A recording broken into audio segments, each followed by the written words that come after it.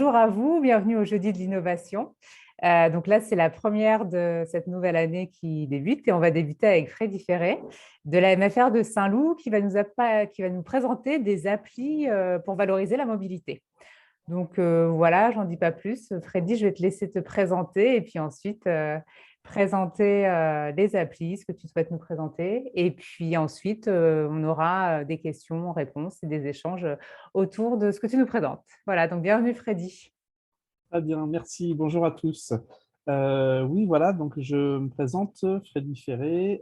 Donc je suis formateur à la maison familiale de Saint-Loup-sur-Thouet dans les Deux-Sèvres, où je m'occupe du bac pro gestion du milieu naturel et de la faune, et aussi de la mise en place des projets de mobilité pour la maison familiale de Saint-Loup. Et je suis aussi à la fédération régionale déléguée à la mobilité internationale. Voilà.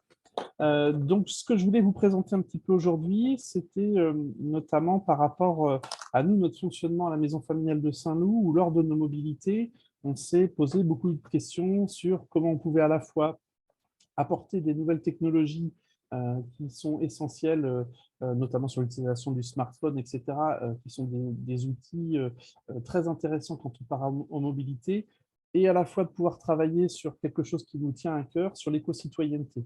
Comment on peut à la fois, avec des outils smartphones simples, voilà, améliorer nos mobilités, les valoriser et aussi travailler sur l'éco-citoyenneté. Donc, ce que je vous propose, c'est de vous partager mon écran où je vais vous faire une petite présentation plutôt assez générale des applications smartphone qu'on peut utiliser. Et ensuite, je vous propose de partager l'écran de mon téléphone et qu'on puisse naviguer un petit peu sur ces petites applications pour voir concrètement comment on peut les utiliser, les avantages, les inconvénients et quelles peuvent en être les limites. Voilà, donc je vais vous partager mon écran. Voilà.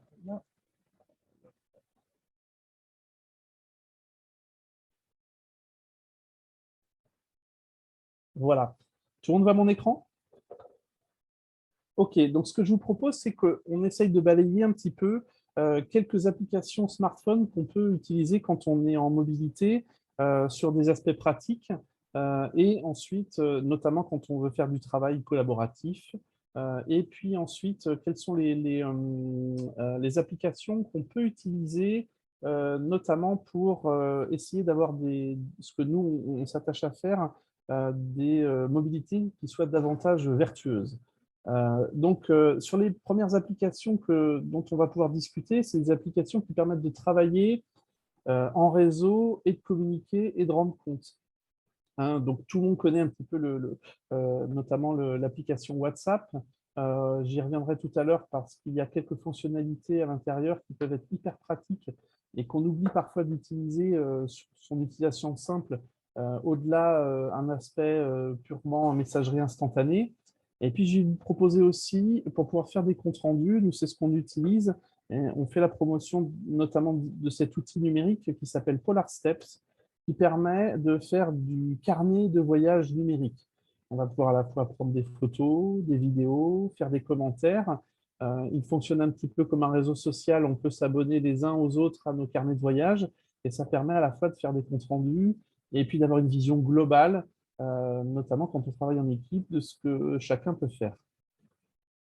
Je vous présenterai ensuite des petites applications, notamment sur tout ce qui est consommation. Alors, ce n'est pas forcément des applications qui sont spécifiques pour les mobilités, même si celles-ci ont une particularité, c'est qu'elles sont utilisables dans la plupart des pays européens, avec comme objectif sur ces applications, c'est s'intégrer davantage dans une logique de développement durable lors des mobilités, avec cette idée principale, notamment sur notre consommation de CO2, comment est-ce qu'on peut éviter, réduire, compenser, et après quelque chose qu'on oublie, c'est de communiquer sur ce qu'on a pu mettre en place et ce qu'on a pu faire, pour que finalement, on ne soit pas seul dans son coin à mettre en place des outils et des fonctionnements plus vertueux, mais qu'on puisse aussi à la fois les partager, que ça fasse boule de neige, que chacun puisse se dire, ah ben moi aussi, dans mon quotidien, voilà le type de choses que je peux utiliser.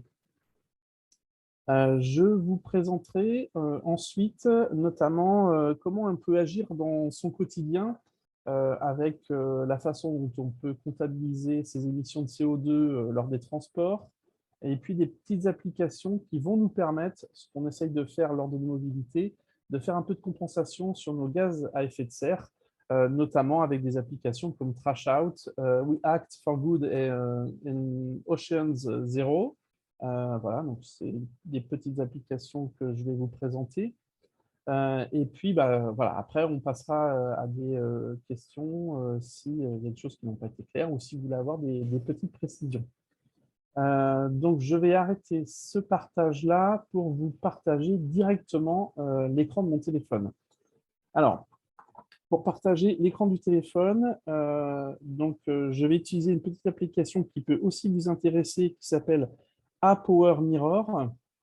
Voilà, donc je vais la lancer et vous partager directement.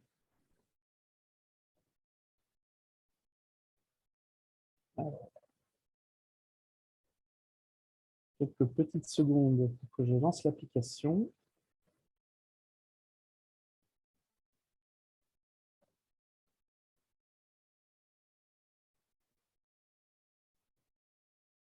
Le temps qu'il reconnaisse mon téléphone. Voilà. Donc, je vais vous le partager.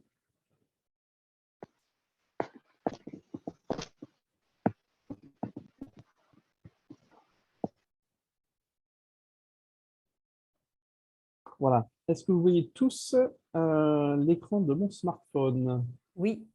Parfait. Très bien. Assez pratique quand on veut pouvoir diffuser ce qu'on a sur notre téléphone portable. Donc, à Power Mirror, vous voyez, hein, vous avez la petite icône qui apparaît à gauche. Donc, n'hésitez pas à le télécharger. La seule petite, voilà, une petite restriction, c'est voilà, j'ai la version non payante, gratuite, donc qui permet de partager pendant 10 minutes. Et après, il faut relancer si voilà, ça finit par s'arrêter. Donc, les premières applications que je vous proposais notamment, c'était de pouvoir utiliser WhatsApp. Nous, on l'utilise quand on est en mobilité, hein. Vous avez vu les différents groupes qu'on peut faire quand on part en mobilité. Je vais en prendre un au hasard. Voilà. Nous, on l'utilise notamment, ça permet d'avoir de la communication entre l'ensemble des membres du groupe qui part en mobilité. Et je l'utilise aussi pour faire de la géolocalisation. On oublie aussi que WhatsApp peut faire ça. Donc, vous avez donc le petit trombone qui se trouve juste à côté du mot message, sur lequel vous pouvez partager énormément de choses, et notamment la géolocalisation. Quand les jeunes partent en mobilité, notamment sur les premiers jours, ils peuvent partir un peu en autonomie en utilisant les transports en commun.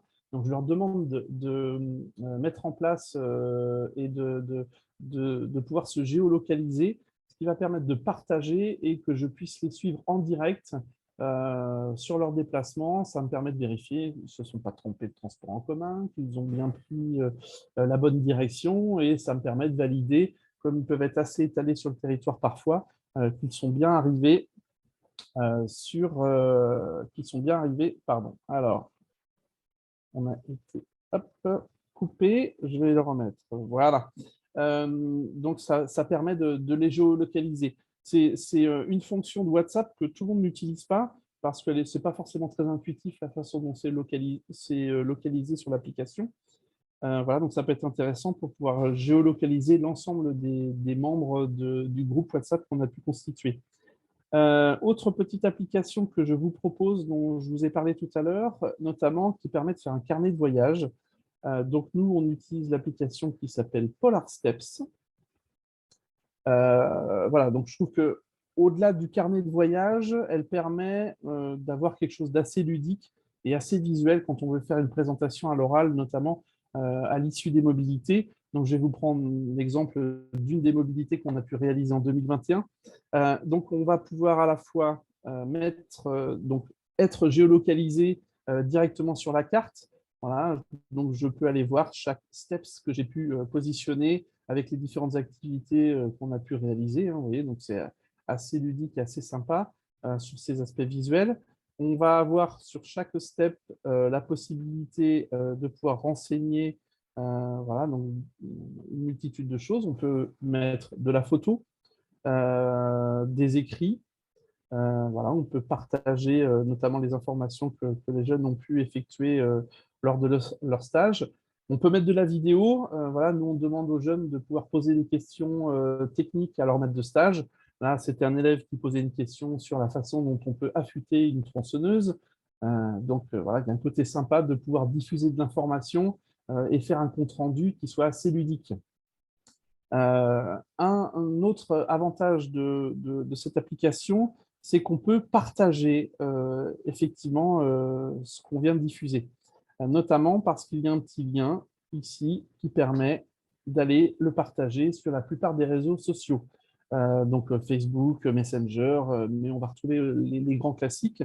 Donc on a un avantage quand on veut communiquer, c'est qu'à la fois sur ce carnet de voyage, on répond à la condition de pouvoir créer un compte-rendu de ce qui a été réalisé en mobilité, mais de pouvoir aussi communiquer, de pouvoir le diffuser directement sur les réseaux sociaux sans avoir besoin de créer un autre outil supplémentaire ou de pouvoir ou d'être obligé d'aller par exemple sur Facebook, de remettre les photos, de refaire un petit commentaire. On peut partager directement ce qui a été publié sur Polar Steps. Un des avantages aussi de cette application, c'est qu'on peut s'abonner. Voilà, donc moi, je suis abonné à la plupart donc, des carnets de voyage de mes élèves. Donc, ça me permet aussi d'aller vérifier sur ce qu'ils ont pu faire en mobilité, puisque en fait, on leur demande voilà, de réaliser des défis tous les jours qui sont en lien avec de la communication, sur des défis professionnels, des défis d'organisation. Donc, on va pouvoir voilà, retrouver leur compte-rendu, ce qu'ils ont pu faire, réaliser. Ils sont abonnés aussi à mes publications. Donc, je vais recevoir tous les jours des notifications sur ce qu'ils ont pu réaliser et quels sont les défis qu'ils ont réalisés lors de leur mobilité. Donc, c'est un bel outil. En plus, bon, il est utilisable pour faire des présentations à l'oral. Donc, ça, c'est assez sympa pour les jeunes quand ils font leur compte-rendu. Et puis, on peut aller jusqu'à faire une impression pour avoir un carnet de voyage concret. Voilà, ça coûte une trentaine d'euros pour pouvoir faire cette impression. Voilà, qui est plutôt sympa et assez qualitative. Donc voilà pour les comptes rendus. Ce que je vous proposais aussi comme application, notamment, nous, on est beaucoup axé sur comment est-ce que sur nos mobilités, on peut avoir des mobilités qui soient un peu plus vertueuses.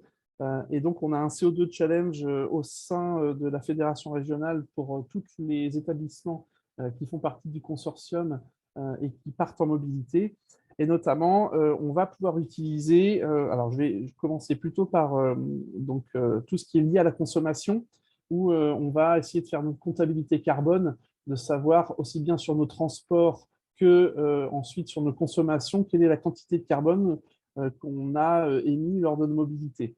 Alors, je vous propose une petite application qui s'appelle Open Food Facts, où vous allez en fait scanner vos produits en scannant les codes barres. Voilà, donc je vais vous en prendre un au hasard. L'avantage, c'est qu'il va vous sortir aussi bien le Nutri-Score que l'impact environnemental. Donc, si on veut avoir un peu plus de détails sur notre impact environnemental sur ce produit-là, on va avoir toutes les informations. Quelle est la quantité de CO2 qui a été consommée pour fabriquer ce produit? Voilà, quel impact il peut avoir sur l'environnement, les produits qu'on va retrouver qui sont plutôt sans être nocifs, mais pas forcément très bons pour la santé. Donc, on a l'ensemble des informations. Quand on est en mobilité, ce que nous, on demande aux jeunes, c'est de pouvoir justement scanner leurs étiquettes quand ils font des achats pour pouvoir ensuite faire leur comptabilité carbone lors de leur mobilité. Donc, sur l'ensemble des informations, donc forcément, tous les produits n'ont pas forcément été tous répertoriés, mais voilà, on peut, en règle générale, ajouter des informations si elles ne sont pas complètes sur l'application. Ou si on a un nouveau produit qui n'a pas été répertorié dans l'application, il est utilisable à l'étranger. La plupart des produits de consommation courante dans les supermarchés ont été répertoriés dans cette application.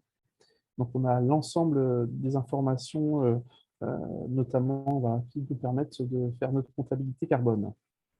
Ce qu'on propose aussi, au-delà de cette application-là, c'est notamment quand on a certains jeunes qui en mobilité sont dans des petits logements par 3 ou par 4, on va leur demander de pouvoir faire les courses, etc. Et moi, ce que je leur propose, c'est d'utiliser l'application qui s'appelle Jo, qui permet de faire ses courses. Voilà, donc on va mettre le nombre de personnes qu'on peut être dans la famille. Ça va vous faire des propositions de recettes, notamment principalement sur des plats de saison. Vous le choisissez et en fait, vous allez pouvoir retirer votre panier. Il va en fait faire votre liste des courses. Et si, donc là, ce n'est pas le cas quand on est à l'étranger, mais notamment en France, vous avez un lien avec un supermarché et sur lequel vous avez un compte, vous allez directement payer, faire la commande et vous n'avez plus qu'à aller sur le drive pour aller récupérer vos produits. Donc, assez pratique. Moi, ça permet de cadrer un petit peu sur notamment quand ils sont partis en mobilité ou ils ont un budget à respecter, c'est de pouvoir savoir à l'avance quels sont les produits qu'ils vont pouvoir acheter en supermarché en fonction des plats et des menus qu'ils ont constitués pour la semaine. Hein, donc, on a l'ensemble de la liste des courses qui est déjà faite en fonction des recettes qu'on a imaginées. Vous en avez une multitude, hein, c'est pas très restrictif, il y a énormément de choses, suivant combien on est sur le foyer, quel régime, quel est notre goût, qu'est-ce qu'on a comme équipement, si on a voilà, euh, si on préfère plutôt des produits végétariens, etc. Donc, les dernières petites applications que je voulais vous présenter, notamment, c'est plutôt quand on a envie de faire de la compensation carbone. Donc, nous, on propose plusieurs applications, notamment Trash Out. Trash Out, c'est une application qui va permettre de géolocaliser des décharges sauvages, etc. Donc, même chose, c'est quelque chose qui est utilisable sur la plupart des pays européens. Nous, on a eu l'occasion de l'utiliser notamment en Irlande, où des élèves avaient répertorié notamment voilà, une petite décharge des déchets qui avaient été déposés dans un parc. Donc, l'avantage, c'est qu'on peut à la fois la géolocaliser et on peut proposer un ramassage. Donc, c'est ce qu'ils ont fait. Ils ont proposé de ramasser les déchets à tel endroit, donc en mettant une date et l'horaire. Et la plupart des gens qui donc, ont l'application Trash Out vont recevoir la notification et ils se sont retrouvés avec quelques Irlandais pour aller ramasser les déchets qui avaient été géolocalisés. Donc ça, c'est super sympa pour faire de la compensation carbone. Alors, euh, voilà, donc vous avez la possibilité à la fois de regarder sur la carte qui a été géolocalisée et si vous voulez participer et rajouter un point sur lequel vous avez observé des déchets qui avaient été déposés, vous pouvez le faire aussi dans cette application. Voilà, je vous en propose encore une petite dernière qui s'appelle We Act for Good, qui est une application qui va vous permettre jour par jour de relever des défis liés à l'environnement, sur réfléchir son mode de transport, réfléchir sa consommation d'électricité. Voilà, donc nous, on comptabilise aussi nos compensations de cette façon-là, c'est-à-dire que chaque élève qui s'engage à utiliser cette application va recevoir des notifications tous les jours avec des défis à réaliser. Voilà, pour aller au boulot, qu'est-ce que je peux faire? Je vais essayer de comptabiliser le temps que j'y passe, quel trajet, ce que j'utilise comme moyen de locomotion, et on va me proposer régulièrement des alternatives. Voilà, donc vous avez une multitude et vous gagnez des points régulièrement en fonction des défis que vous avez pu réaliser. Vous avez à peu près la même chose sur celle-ci qui s'appelle Oceans Zero, où vous allez avoir aussi, donc ça c'est une application qui a été développée par notamment des associations de surfeurs pour nettoyer les plages, etc. Donc même chose, vous allez avoir régulièrement des défis à réaliser. Et puis Étiquetable, qui est une application qui va vous permettre, au niveau de votre consommation, notamment sur vos achats, de géolocaliser au niveau européen quand il y a des petits marchés, des produits locaux, etc. Donc ça, c'est des applications qui sont super intéressantes. Voilà ce que je pouvais un peu vous présenter sur les différentes applications qu'on peut utiliser quand on est parti en mobilité.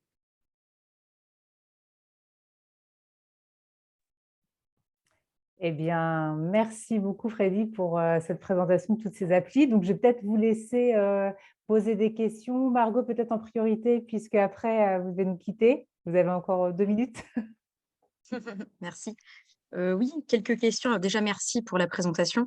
Est-ce qu'il y a des tarifs spécifiques par rapport à ces différentes applications? Voilà, est-ce qu'elles peuvent être téléchargeables par tous? Et voilà, quel cas est-ce Alors, que sinon il y a des conditions? elles sont téléchargeables partout et elles sont gratuites. Donc, ce qui est assez sympa. Bien. En termes d'accessibilité pour les jeunes, est-ce qu'il y a besoin de passer du temps sur certaines pour les appréhender? Oui, je pense que pour chaque, il faut prendre un petit peu de temps à la fois pour les aider à construire leur profil. Je vais prendre l'exemple sur Polar Steps où si on veut que leur carnet de voyage soit à la fois sympa et interactif, il faut qu'on puisse régulièrement y jeter un coup d'œil. Donc, le principe, c'est ça fonctionne un peu comme un réseau social. Donc, si on veut avoir accès, et on va rechercher leur nom et leur prénom sur un petit module de recherche, et ensuite, il faut forcément que leur publication elle soit notifiée comme étant publique et pas privée, sinon on n'aura pas accès à leur publication. D'accord. Et après, une petite question technique par rapport à la géolocalisation sur WhatsApp. J'avais déjà vu cette possibilité. Par contre, en termes de durée, il y a un accès alors je crois qu'il y a On également a une autre plusieurs application, hein, possibilités. Ouais, alors sur WhatsApp, il y a plusieurs possibilités. On peut paramétrer sur un nombre de minutes, soit le mettre en illimité. Voilà, je trouve que c'est assez pratique. On a déjà ça aussi sur Polar Steps, hein, ça permet de géolocaliser. Donc moi, je le répète parfois aux élèves parce que normalement, le cadre, leur Polar Steps, quand on part en mobilité sur un début et une fin, parfois la fin, ils la mettent assez longue parce qu'on va avoir des activités une fois qu'on est revenu en mobilité. Je leur dis, enlevez votre géolocalisation, sinon je suis capable de dire ce que vous avez fait ce week-end. D'accord. Pour moi, c'était tout. Merci encore. Et puis, je vais vous laisser et voilà. À une prochaine. Merci. À bientôt, merci. Alors, y a-t-il d'autres questions?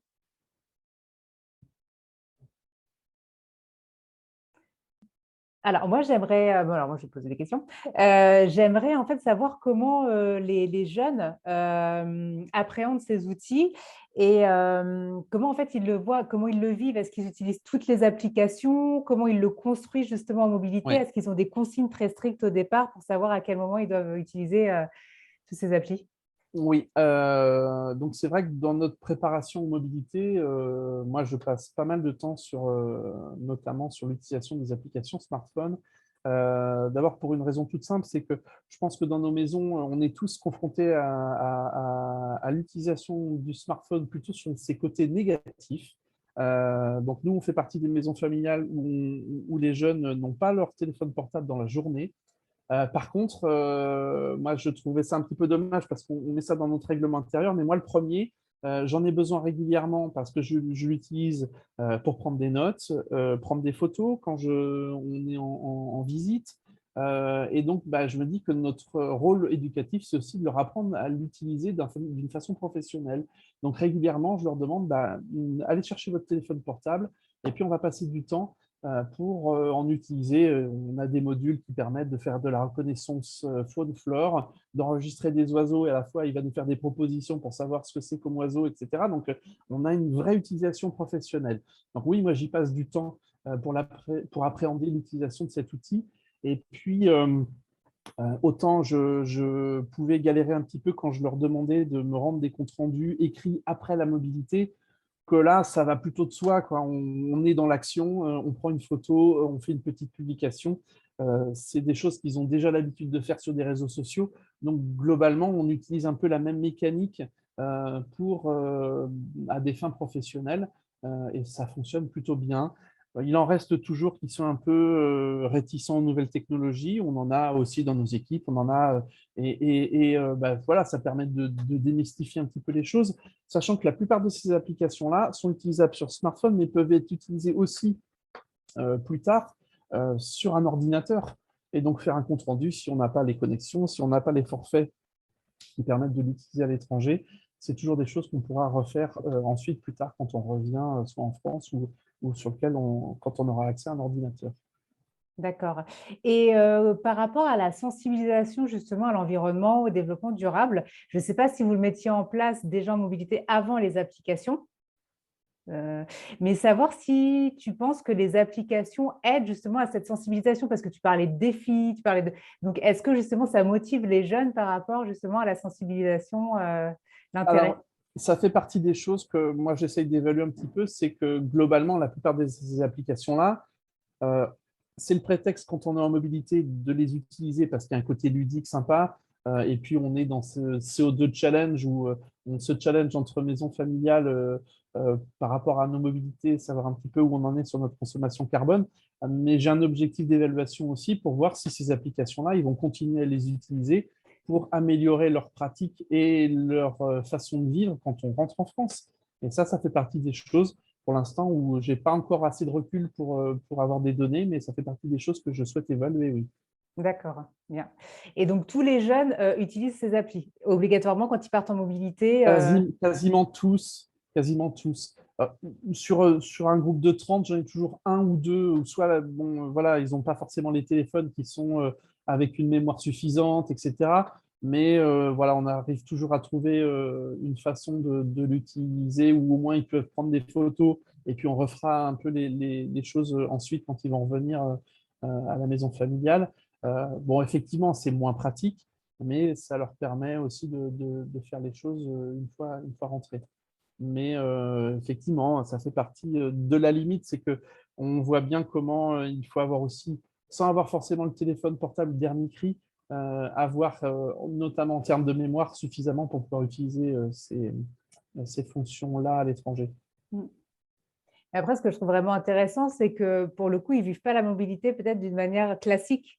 Enfin, et ils montent aussi en compétences par rapport aux applis. Ils sont vraiment sensibilisés par rapport à l'environnement. Enfin, c'est quand même une mobilité qui devient particulière et unique, je trouve. Enfin, Oui, et puis dans les scénarios que moi j'ai pu écrire avec les différents défis, ce que je voulais, c'est que l'utilisation du smartphone ne soit pas un problème, mais que ce soit compris par tout le monde. Notamment dans les premiers défis, quand ils sont sur leur lieu de stage, je demande à ce que ce soit le maître de stage qui les prenne en photo, qui fasse une petite publication, parce que on a parfois des retours en disant mais je comprends pas, il est assez souvent sur son téléphone, est-ce que c'est normal, etc. Donc, j'essaye de trouver, en utilisant le maître de stage étranger, une façon que la communication elle soit claire entre eux et qu'effectivement, il a son téléphone portable. Oui, il prend des photos, mais c'est aussi à des fins professionnelles. Donc, quand je demande de filmer le maître de stage quand on pose une question professionnelle, ça fait partie des éléments que j'ai mis en place pour éviter justement que c'est cette confusion et que ça devienne un problème. bien sûr, je comprends. Il est 14h01. Alors, y a-t-il d'autres questions? Là, on respecte le timing.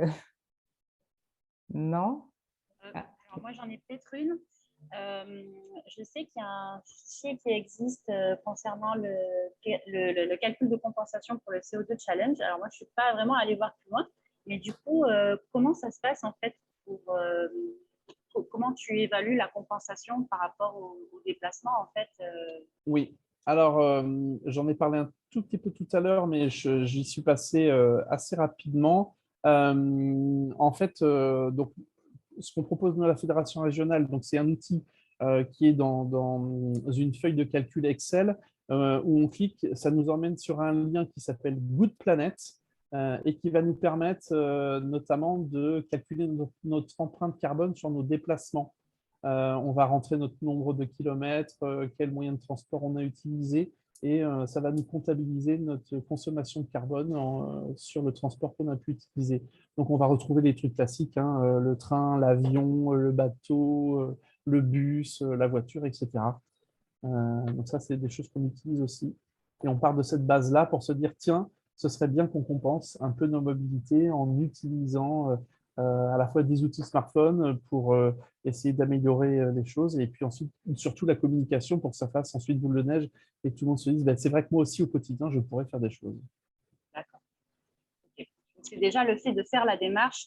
Il n'y a pas vraiment de système de points. Si on fait telle action ou telle action en utilisant telle application, ça va être plus percutant peut-être qu'autre chose. Mais voilà, à partir du moment où on fait la démarche, déjà c'est suffisant et c'est comme ça que vous l'évaluez en fait. Il y a pas de- Exactement. Et puis, même si dans notre feuille de calcul, on a attribué des points en fonction du type de compensation, ça n'a rien de très scientifique dans notre façon d'aborder les choses. Surtout, ce qu'on veut, c'est avoir de la sensibilisation et surtout sûr. sur ces aspects pédagogiques, de dire, mais surtout, dès que vous faites la moindre action, communiquez sur ce que vous avez fait, puisque je pense que ça fait partie des compensations qui sont assez importantes. C'est je dis ce que j'ai fait, je l'explique, et ça, c'est important parce que ça permet à d'autres de se dire, mais moi aussi, dans mon quotidien, je peux agir et je peux faire des choses. Ok, très bien. Merci. Voilà. Bien. Il n'y a plus de questions? Non? Merci beaucoup, Freddy, pour cette présentation et toutes ces applis riches qu'on va essayer nous aussi de mettre en œuvre. Alors, peut-être pas toutes, mais bon. Donc voilà, donc c'était le premier jeudi de l'innovation. Donc on peut retrouver justement l'enregistrement sur la chaîne YouTube de l'AFR, de la Fédération régionale, ou sur Walter. Et encore un grand merci, Freddy. Je ne sais pas si tu as quelque chose à rajouter. Je rajouterai juste une petite chose. Voilà, le petit PowerPoint que j'ai fait, je peux le mettre à disposition, sur lequel vous aurez l'ensemble des applications dont j'ai pu parler pour que vous puissiez les retrouver assez facilement. Voilà, on trouvera le moyen qu'elles soient partageables et que vous puissiez y avoir accès facilement. D'accord, ben merci beaucoup. Bon, eh bien, je vous souhaite une bonne journée et à bientôt. Merci, Au revoir. à bientôt. Au revoir. Merci, au revoir. Merci, Freddy.